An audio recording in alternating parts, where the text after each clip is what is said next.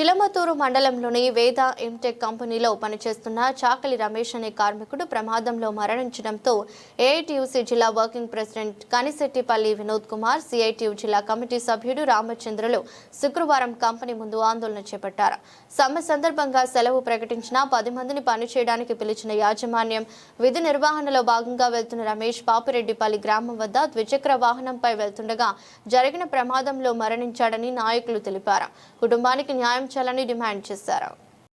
ఈరోజు కోడూరు గ్రామ పంచాయతీలో ఉన్నటువంటి వేద ఎంటెక్స్ ఏదైతే ఇక్కడ కంపెనీ ఉందో ఈరోజు సిపిఐ, సిపిఎం, ఏఐటీసీ, సిఐటి ఆధ్వర్యంలో ఈరోజు పెద్ద ఎత్తున ఇక్కడ నిరసన కార్యక్రమం చేపడుతున్నాం.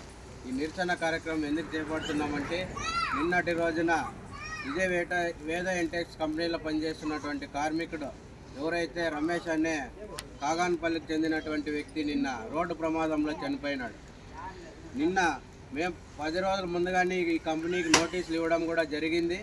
అది దృష్టిలో పెట్టుకోకుండా ఈ యాజమాన్యం ఎవరైతే ఉన్నారో వేద ఎంటెక్స్ వాళ్ళు ప్రత్యేకంగా కార్మికుల్ని నిన్నటి రోజున సమ్మె భాగంగా సమ్మె అనేది కూడా లెక్క చేయకుండా నిన్నటి రోజున కార్మికులకి పదే ఫోన్లు చేసి పిలిపించడంలో వచ్చేటప్పుడు రమేష్ అనే వ్యక్తి ఇక్కడ రోడ్డు ప్రమాదంలో చనిపోయినాడు. కాబట్టి ఏదైతే ఉందో ఆ రమేష్ కుటుంబానికి నష్టపరిహారం కట్టించాలని చెప్పేసి మేము పెద్ద ఎత్తున డిమాండ్ చేస్తున్నాం.